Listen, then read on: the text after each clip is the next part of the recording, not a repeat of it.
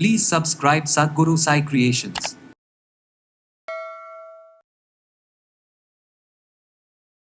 Thyroid சம்மந்தப்பட்ட பிரச்சனைகள் இன்றைக்கு நிறைய பேருக்கு இருக்குது, ஆண்களுக்கும் சரி பெண்களுக்கும் சரி.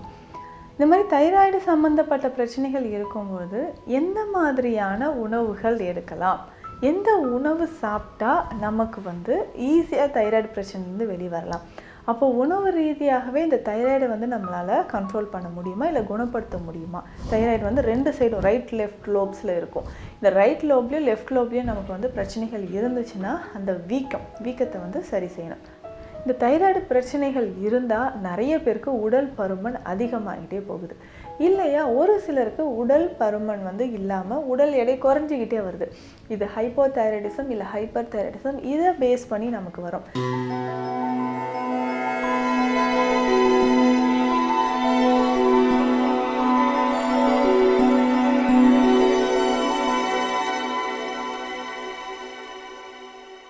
சத்குரு சாய் கிரியேஷன் வியூவர்ஸ் அனைவருக்கும் வணக்கம். நான் டாக்டர் நித்யா, சித்தா ஃபிசிஷியன்.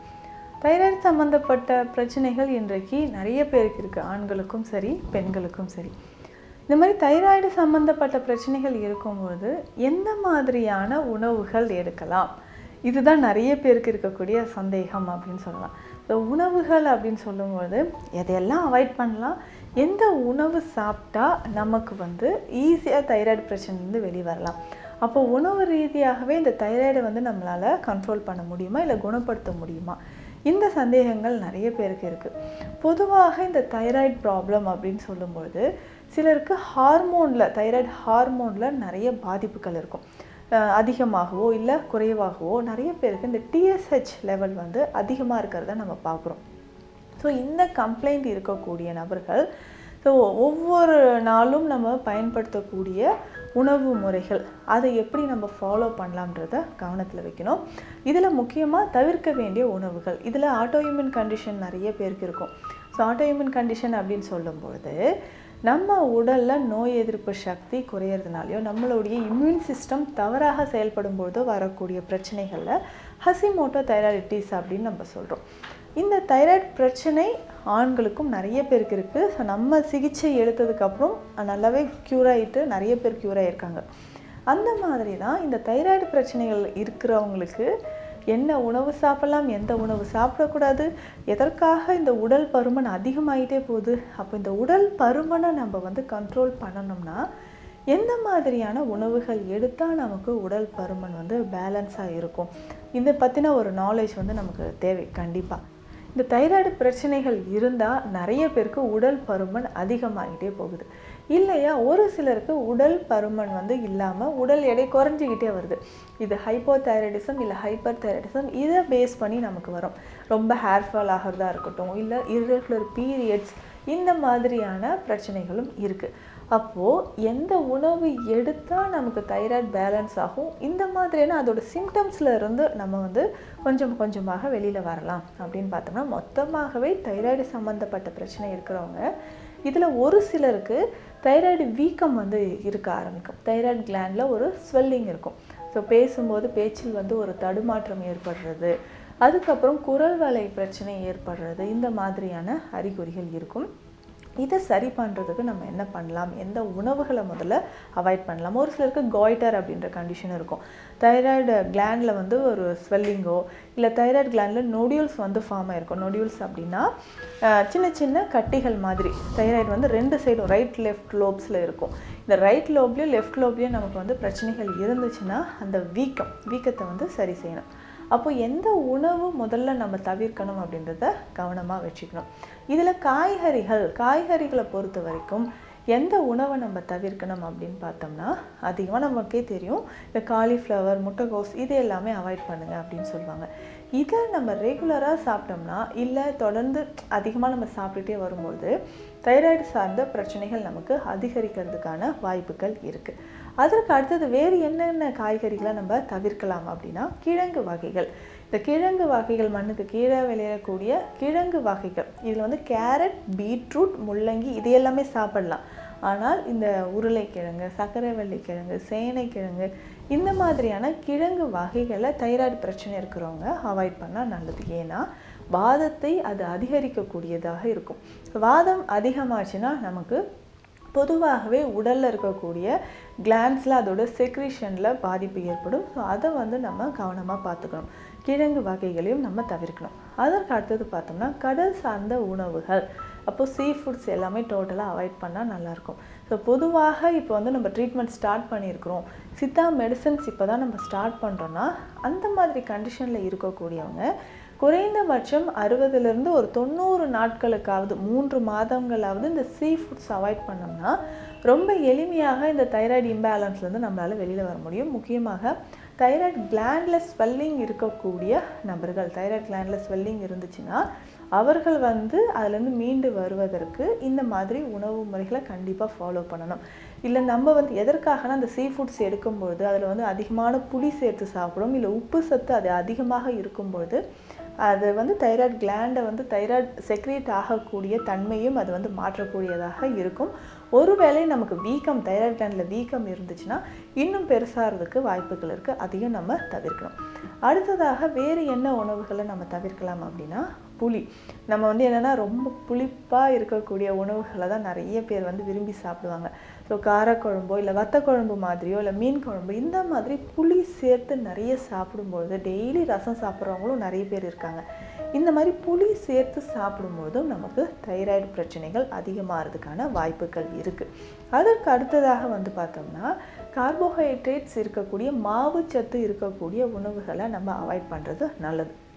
மாவுச்சத்து அப்படின்னா இந்த இட்லி தோசை மாவை திரும்ப திரும்ப நம்ம ஃப்ரிட்ஜில் வச்சு யூஸ் பண்ணிகிட்டே இருக்கிறது, மைதா சார்ந்த உணவுகள் எடுக்கிறது, இதையெல்லாமே நம்ம அவாய்ட் பண்ணணும். அதற்கு அடுத்ததாக எண்ணெய் உணவுகள், எண்ணெயில் பொரித்த வறுத்த உணவுகளை டோட்டலாக அவாய்ட் பண்ணணும். அப்போது தைராய்டு பிரச்சனை இருக்கக்கூடியவங்க இந்த உணவுகள் எல்லாமே டோட்டலாக அவாய்ட் பண்ணுறது ரொம்ப நல்லது. அதற்கு அடுத்து வேறு என்ன உணவுகள் நம்ம சாப்பிடலாம், இதில் வேறு ஏதாவது ஹோம் ரெமடிஸ் மாதிரி நம்ம ட்ரை பண்ணலாமா அப்படின்னு கேட்டிங்கன்னா நிச்சயமாக அடுத்தது தைராய்டு இருக்கிறவங்க எல்லாமே நீங்கள் சொல்லிட்டீங்க, இதெல்லாம் அவாய்ட் பண்ண சொல்லிட்டீங்க, வேறு என்ன தாங்க சாப்பிட்றது அப்படின்னு கேட்டிங்கன்னா ஹெல்த்தியாக தைராய்டு கிளாண்டுக்கு நமக்கு சப்போர்ட் பண்ணக்கூடிய மெடிசன்ஸ் இதோடு சேர்த்து உணவு முறைகளும் நான் சொல்கிறேன். இதை நம்ம ஃபாலோ பண்ணிக்கலாம்.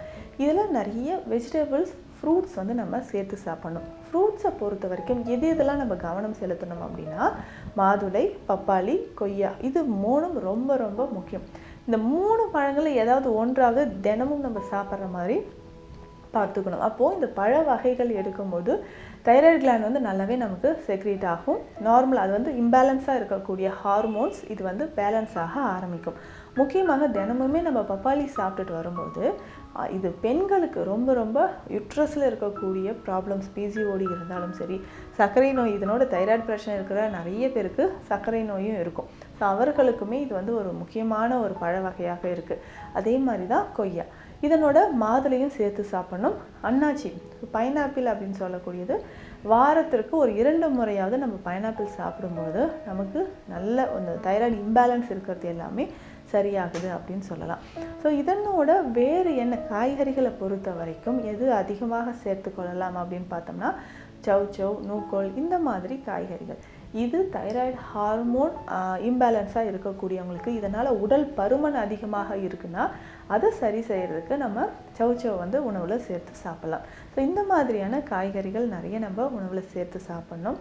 இதில் முக்கியமாக சுண்டைக்காய், பீர்க்கங்காய், கொத்தவரங்காய், கோவக்காய், இந்த காய்கறிகள் எல்லாமே நம்மளுடைய நாட்டு காய்கறிகள் உணவில் நிறைய சேர்த்துக்கணும். இதை சேர்க்கும் போது எப்படின்னா லேசாக வேக வைத்து தாளித்து நம்ம சாப்பிடணும், இல்லை ரொம்ப டீப் ஃப்ரை பண்ணி நம்ம சாப்பிட வேண்டாம். அதுக்கப்புறம் அசைவ உணவுகள் வேறு என்ன எடுக்கலாம் அப்படின்னு கேட்டிங்கன்னா வாரம் 1 முறை மட்டன் சாப்பிட்றது நல்லது, அதோட போதும். ஸோ இந்த மாதிரியான வெஜிடபிள்ஸ்லேயே நம்ம பேலன்ஸ் பண்ணிட்டு வந்தோம்னா தைராய்டு சார்ந்த பிரச்சனைகள் நமக்கு கொஞ்சம் கொஞ்சமாக சரியாக ஆரம்பிக்கும். இதில் முக்கியமாக பார்த்தோம்னா வாழைப்பூ, வாழைத்தண்டு, இது ரொம்ப ரொம்ப முக்கியம். ஸோ இதையுமே நம்ம உணவிலோ இல்லை அடிக்கடி ஜூஸ் மாதிரியோ இல்லை சமைத்தோ நம்ம சாப்பிட்டுட்டு வந்தோம்னா தைராய்டு பிரச்சனை உள்ளவங்களுக்கு ரொம்ப சிறந்ததாக இருக்கும். இதனோட பார்த்தோம்னா முக்கியமாக நம்ம அவாய்ட் பண்ண வேண்டிய விஷயம் காஃபி, டீ ரொம்ப சாப்பிட்டிங்கன்னா அதை அவாய்ட் பண்ணிக்கணும். இல்லை ஆல்கஹால் ஸ்மோக்கிங் ஹேபிட் இருந்ததுன்னா அதை முக்கியமாக அதையும் டோட்டலாக நம்ம அவாய்ட் பண்ணணும். ஸோ இந்த மாதிரி விஷயங்களை நம்ம ஃபாலோ பண்ணிவிட்டு இதனோட வேறு என்ன ஹோம் ரெமெடி மாதிரி இருக்குது அப்படின்னு கேட்டிங்கன்னா மல்லி கஷாயம் குடிக்கலாம். அதாவது நம்ம கருப்பட்டி காஃபி அப்படின்னு சொல்கிறோம் இல்லைங்களா, இதை டெய்லி காலையில் குடிக்கலாம். மல்லி கஷாயம் குடித்தே தைராய்டு ஹார்மோன் நார்மலாக வந்தவங்க நிறைய பேர் இருக்கீங்க. ஸோ என்கிட்ட வந்து ஃபீட்பேக் சொல்லும்போது நீங்கள் சொன்ன அந்த மல்லி கஷாயம் குடித்து எனக்கு தைராய்டு பிரச்சனை வந்து இப்போ நல்லாவே குறைஞ்சிருக்குங்க அப்படின்னு சொல்லியிருக்காங்க. இந்த மல்லி கஷாயம் எப்படின்னா, நமக்கு மல்லி விதைகள் வந்து அதுக்கு தேவைப்படுது. தனியா விதைகள் அப்படின்னு சொல்கிறோம் இல்லைங்களா, அது. ஸோ தனியா விதைகள் வந்து நமக்கு தேவைப்படுது. இதனோட என்ன மூலிகைகள் சேர்க்க போகிறோம் அப்படின்னா, சதக்குப்பை சேரும், மிளகு, சீரகம், சிற்றரத்தை, ஓமம், இந்த மூலிகைகள் எல்லாமே சேர்க்கணும். எந்த அளவுக்கு எடுக்கணும்னா, இப்போ தனியா வந்து ஒரு 300 கிராம் அப்படின்னா இந்த மூலிகைகள் எல்லாமே 100 கிராம் அளவுக்கு எடுத்து லேசாக வறுத்து பொடி பண்ணி வச்சுட்டு காலையில் மாலை 2 வேளையும் நம்ம இதை டீ மாதிரி கொஞ்சமாக கருப்பட்டி சேர்த்து குடிக்கணும். இந்த மாதிரி கருப்பட்டி சேர்த்து குடிச்சிட்டே வரும்போது நமக்கு தைராய்டு சார்ந்த பிரச்சனைகள் கொஞ்சம் கொஞ்சமாக குணமாகிறத பார்க்க முடியும். ஸ்வெல்லிங் இருக்குது, தைராய்டு கிளாண்டில் வீக்கம் இருக்குன்னா இந்த வழிமுறைகள், இந்த உணவு முறைகள் டயட்டோடு சேர்த்து சித்த மருந்துகள் எடுத்தோம்னா வீக்கம், ஸோ தைராய்டு ஹார்மோனில் இருக்கக்கூடிய இம்பேலன்ஸ், இதனால் ஏற்பட்ட உடல்நல பாதிப்புகள், இது எல்லாமே குணமாக ஆரம்பிக்கும். ஸோ இந்த பதிவு நீண்ட நாட்களாக நிறைய பேர் கேட்டுட்டு இருந்தீங்க, ஸோ தைராய்டு இருந்தால் எந்த மாதிரி டயட் எடுக்கலான்ட்டு. அதற்கான சொல்யூஷன் தான் இந்த வீடியோவில் கொடுத்துருக்கேன். மீண்டும் அடுத்த பதிவில் சந்திக்கலாம். நன்றி.